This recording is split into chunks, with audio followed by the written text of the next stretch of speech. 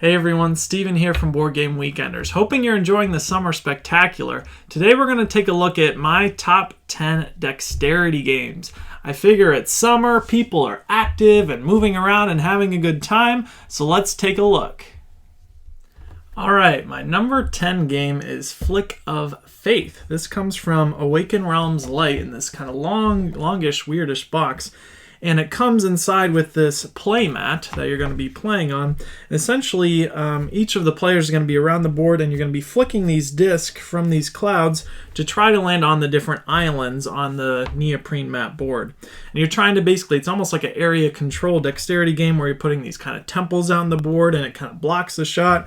You can also try to shoot for the middle, almost like Crocodile, to try to gain more points. There are cards that basically change the rules of the game, and you'll flip one of these up and you'll vote, so it kind of keeps it fresh and interesting. And then each of the players has kind of a special god ability that kind of, again, dictates something different that you might be able to do from the rest of the table. This one's a lot of fun. It's very bright and colorful. It's very different, and the neoprene mat makes it kind of like a nice flicking experience as opposed, to something that might have folds or creases, and it makes it nice and smooth. So I think this is a fun one, and I think this is one that you could play with kind of different age groups, and it still works very well. So that's my number 10, Flick of Faith. Okay, my number 9 is Drop It. This, of all the games on my list, probably is the simplest to teach, and it works the best with any age, really, that you would like. And that's what I think is Drop It's strength. It's super quick to play, and you're just dropping, again, your colored piece into the kind of plastic display here, trying to score points. You score points if you don't touch the same type of piece, so in this case like a circle, or the same color. So you're trying to figure out where to drop it. You're also trying to cover certain circles to try to get extra points.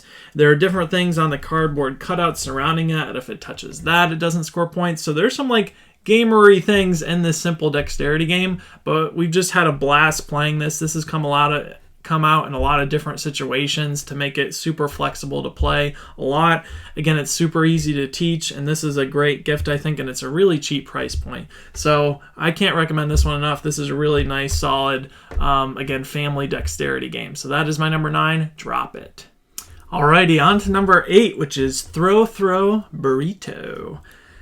This game is so silly. This is one of the more active games on this list where you're literally throwing, again, a foam burrito at your family members, but it turns out to be a lot of fun.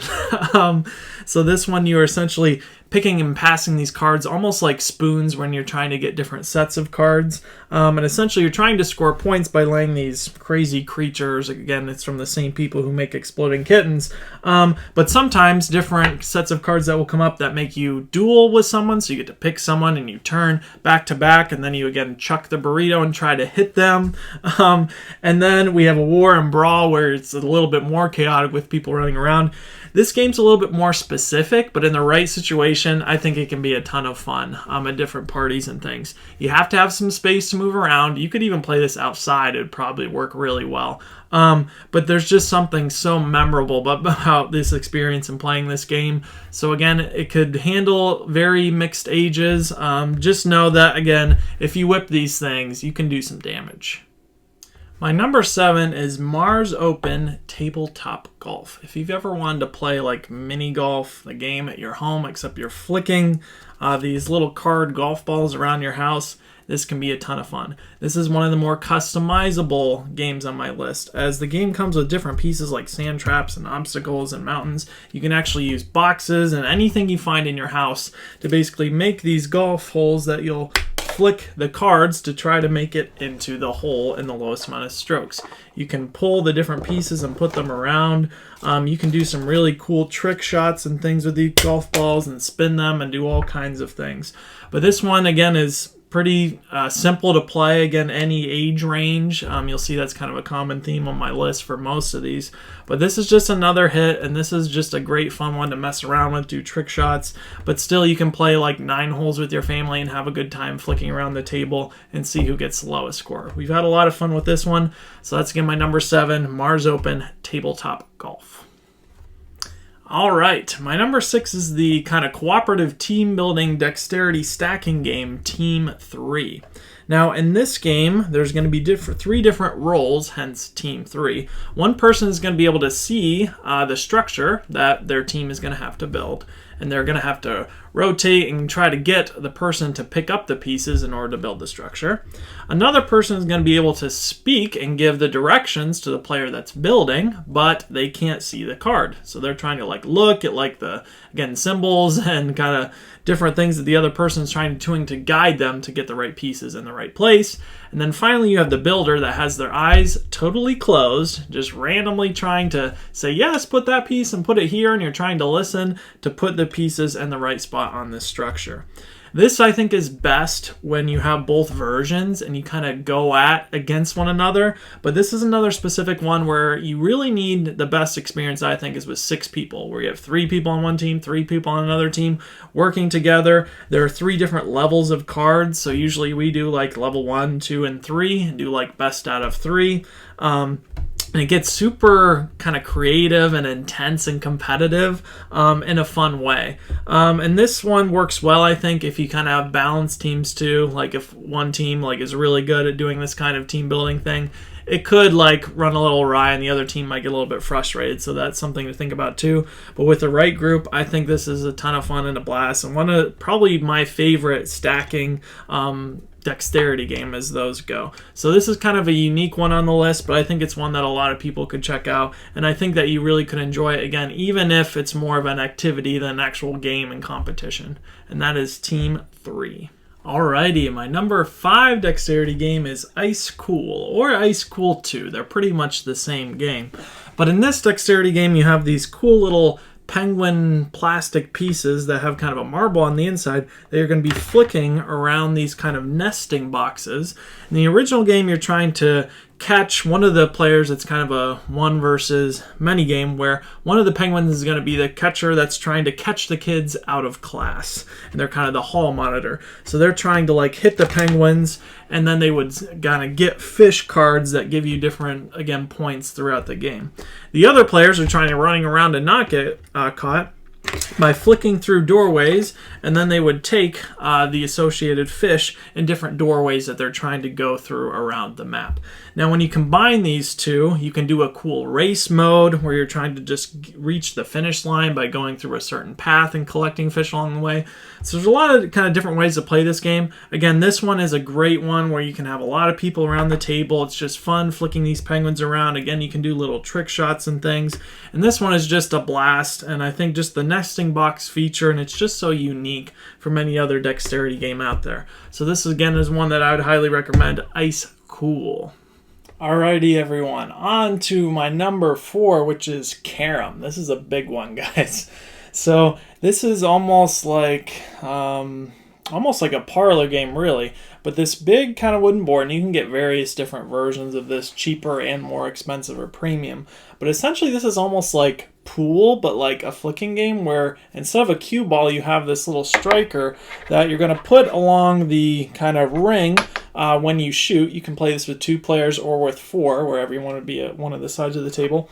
Essentially, you're trying to flick the striker to hit your colored piece into these pockets, which has netting, and they just go underneath there and slide right in. And then eventually you'll go for the queen piece, which is kind of like going for the 8-ball in pool. It's really fun to just flick this disc and work the angles similar to pool to try to cut this at the right angle to hit into the different pockets. And this is just a fun one that we've played for a much more kind of strategic and tactile experience than maybe some of the other sillier dexterity games. So this is one, again, I think if you like Crocodile or air hockey or different more parlor games like that, this could fit well, and it's really cool display piece too. So that is Karm. All right, number 3 is Pitch Car. I have mine in a big plastic tub, so that's why I don't have the box here. So this is a dexterity game where you're going to be racing around this track that you build with these nice kind of chunky wooden and blacktop pieces here. And essentially you're going to be flicking your cars around the board, trying to get to the finish line before the rest of your opponents do. Now this one is another kind of customizable one where you can get tons of different expansions with different pieces and curves, and you can add these red borders or you don't have to add them. There's jumps, there's just all kinds of stuff that you can get for this dexterity game if you fall in love with it like I have. This is another one where it's a great big group around the table. You can make some crazy courses. You can add different toys from your house to do all kinds of things to make this flicking racing game a ton of fun, again, with any different age group. So this is one that just works well in a lot of different situations, and it's always been a hit. So that's my number 3 pitch car. Alrighty everyone, my number 2 dexterity game is Tumbling Dice. In this game, you're going to be flicking dice off this pedestal down onto the kind of cascading board that essentially you're just going to multiply the pips by the level that you're on, and you're going to score points at the end of the round once everyone has flicked their dice. It's as simple as that, but man, this game is fun. Again, this can be played with any age group. You can take this game super serious and try to aim right for the pillar and land right in the right spot. You can try to snipe other people's dice off. This game has stand-up moments. This game can be played with anyone, and this again is another one where when you see people playing this game, you just want to play yourself because it looks like they're having so much fun. This one also works well for a party and different age groups, and this one has just been a hit for me and my family. You can see that the box has kind of gotten a lot of wear over the years. I really someday want to make a cool like custom version of this because it's just been such a fun experience for this. So that's my number 2, Tumbling Dice. Alrighty guys, my number 1 dexterity game by far is Crocodile. In this game, you're going to be flicking discs, trying to get in the center of the board to score 20 points for your team.